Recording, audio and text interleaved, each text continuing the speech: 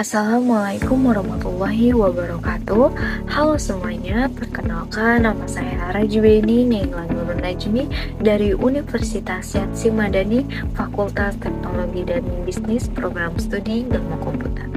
Baik, pada video kali ini saya akan menjelaskan tentang 5 tahapan design thinking yang sangat penting dalam proses desain UI UX. Design thinking adalah pendekatan yang berpusat pada pengguna untuk menyelesaikan masalah secara kreatif dan inovatif. Baik, mari kita bahas satu persatu. Pembahasan pertama adalah apa itu design thinking. Design thinking adalah sebuah pendekatan inovatif yang mengutamakan pengguna dalam proses penyelesaian masalah. Metode ini menggabungkan empati terhadap pengguna, kreativitas dalam menghasilkan ide dan pemikiran rasional untuk menciptakan soal solusi yang benar-benar dibutuhkan. Pada interaktif artinya kita bisa mengulang tahapan tertentu untuk menyempurnakan hasil.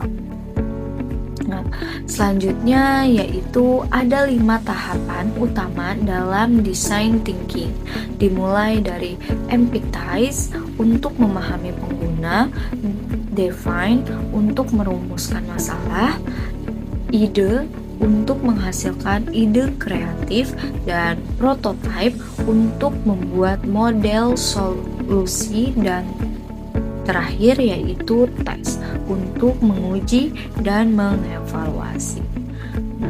Kelima tahapan ini saling berkaitan dan membentuk siklus interaktif.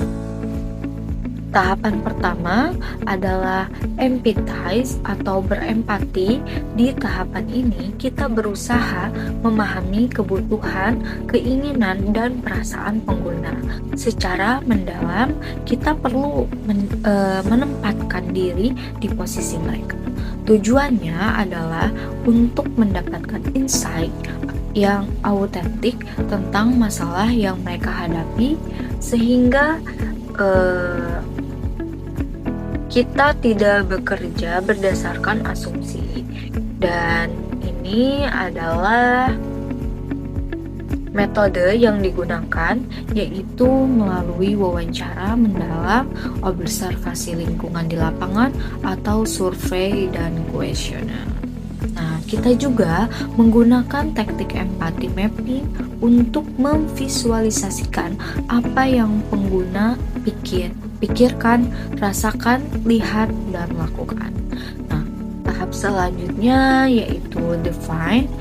Define adalah mendefinisikan masalah setelah mengumpulkan banyak data dari tahapan empati.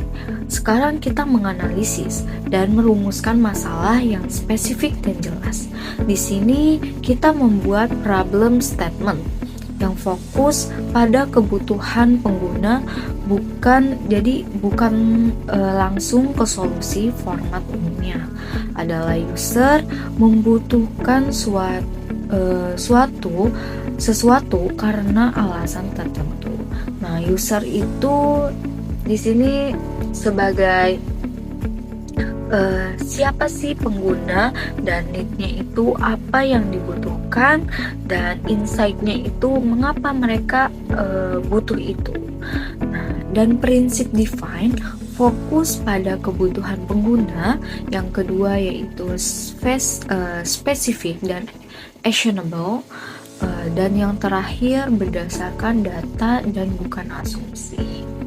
Nah, selanjutnya yaitu tahapan idea atau ide adalah fase paling kreatif di mana kita brainstorming untuk menjadi berbagai solusi. Di tahap ini quantity over quality awalnya. Jadi kita menghasilkan sebanyak mungkin ide tanpa menghakimi. Yang bisa menggunakan berbagai teknik seperti diskusi, kelompok terbuka, serta visual, teknik modifikasi ide, berbalik berpikir terbalik, dan menulis ide secara bergantian. Nah, setelah kita menghasilkan banyak ide, baru kita akan seleksi mana yang paling visible dan desirable untuk dikembangkan lebih lanjut. Dan yang selanjutnya yaitu tahapan prototype. Di sini kita mewujudkan ide menjadi bentuk yang bisa dilihat dan disentuh. Prototype bisa berupa low fidelity seperti sketsa di kertas atau wireframe yang sederhana, atau high fidelity seperti mockup interaktif yang sudah detail.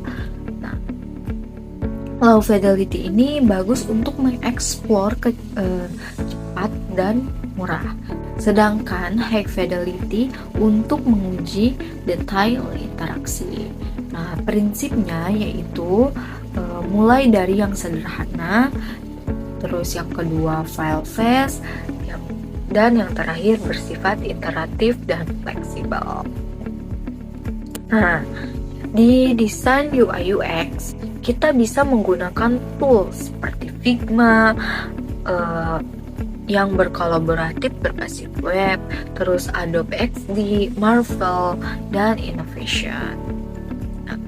Dan yang terakhir yaitu tes atau pengujian.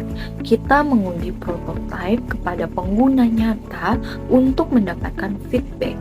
Jadi ini sangat penting untuk mengetahui apakah solusi kita benar-benar menyelesaikan masalah mereka. Jadi ada berbagai